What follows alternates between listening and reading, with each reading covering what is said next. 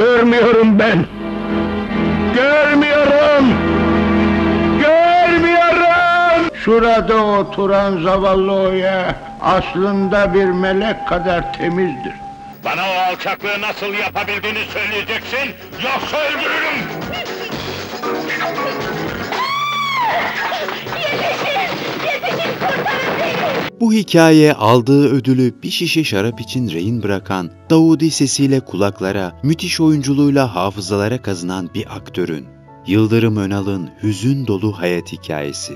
Güzel ses tonuyla çok sayıda film ve oyunda seslendirme de yaptı.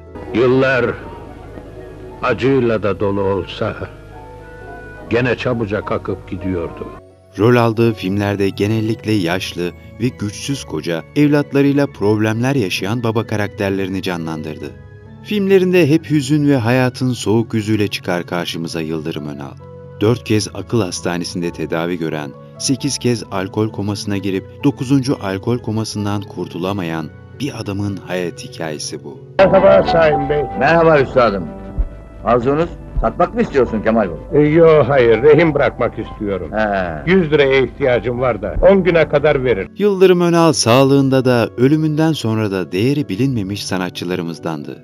Acı ki araştırma yapmaya kalktığınızda sosyal medyanın, iletişimin, Google gibi araçların bilgiye ulaşmayı kolaylaştırdığı günümüzde bile hakkında yeterli bilginin olmadığı sanatçılarımızdandır Yıldırım Önal.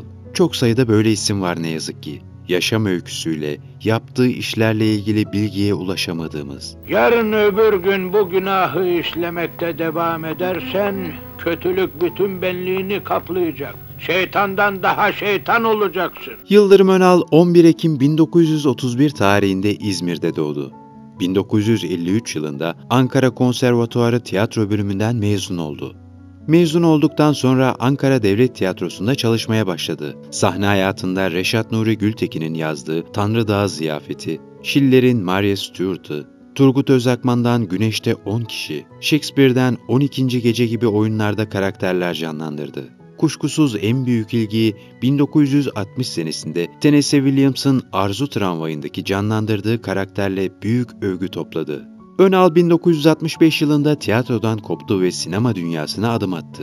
Yeşilçam filmlerine ilk adımını 1964 senesinde Hostes Hanım adlı filmdeki rolüyle oldu. 1969 yapımı Duygu Sağaroğlu yönetmenliğindeki Vatan ve Namık Kemal filminde başrolleri Cüneyt Arkın ve Fatma Girik'le paylaşarak Yeşilçam'ın başarılı karakter oyuncuları arasında girmeyi başarır.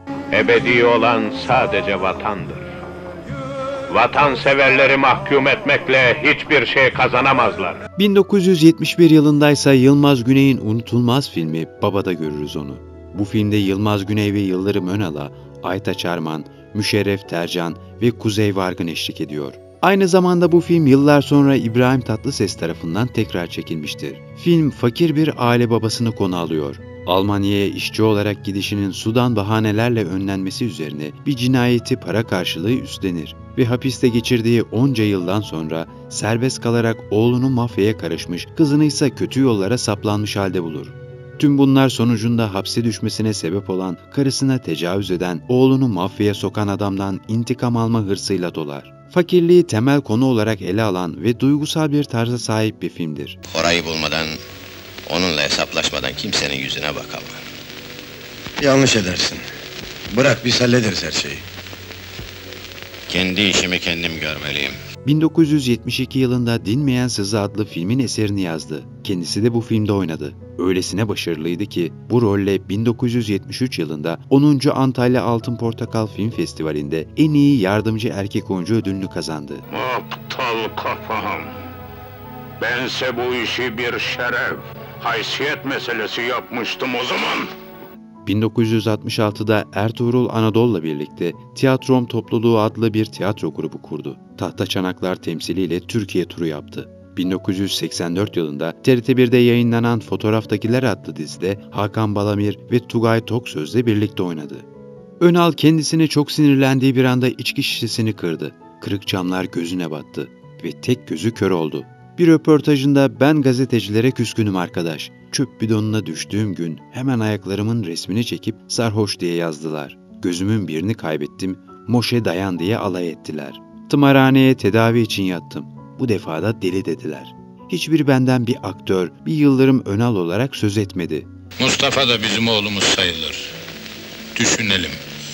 Bir başkasını bulamazsak belki o zaman... Sağ olun beyim. Nasıl münasip görürseniz. Sinema hayatında aldığı ilk ve tek ödül vefatından seneler sonra bir bakkal dükkanında bulunmuş alkole düşkün sanatçının bir şişe şarap karşılığında ödülü rehin bıraktığı ve bir daha alamadığı anlaşılmış. Sanatçımızın vefatı da yine alkol sebebiyle olmuştu.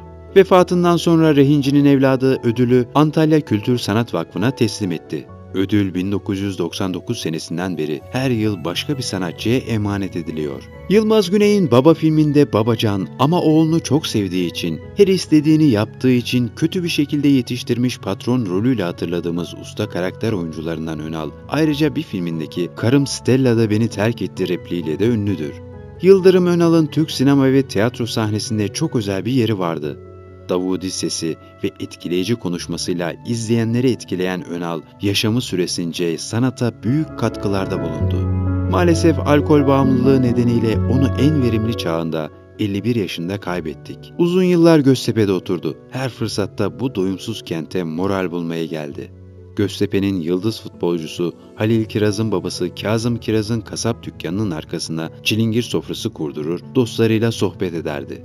Futbolla pek ilgisi yoktu ama Göztepe'nin Anadolu'daki başarıları onu da Göztepe taraftarı yapmıştı. Hayatının son yıllarında İzmir Hatay'da kızıyla birlikte yaşar. Kimseyle konuşmaz, bir elinde içki, bir elinde kalem, yazar da yazarmış. İçkiye olan düşkünlüğü yüzünden defalarca alkol komasına giren 51 yaşındaki tiyatro ve beyaz perdenin ünlü aktörü geçirdiği beyin kanaması sonucu öldü. Tarih 10 Ekim 1982 idi. Gazeteler bu ölümü bir ibret tablosu başlığıyla verdi.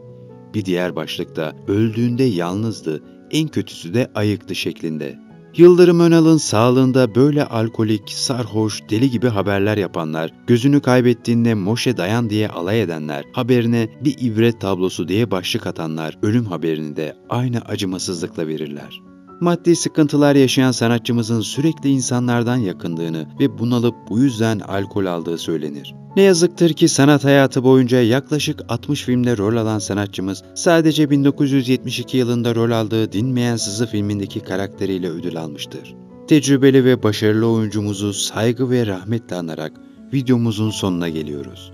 Diğer videolarımızdan haberdar olmak için kanalımıza abone olmayı ve bildirim zilini açmayı unutmayın. Sağlıkla kalın. Bu saatler ne güzel saatlerdir. Mutlu aile babaları sıcak yuvalarına çekilmişlerdir. Işıl ışıl yanar yavrularının göz bebekleri babalarına bakınca. Anneler kucak dolusu sevgi taşırlar. Tanrı hakkı için sıcak yuvalarınızın kıymetini bilin.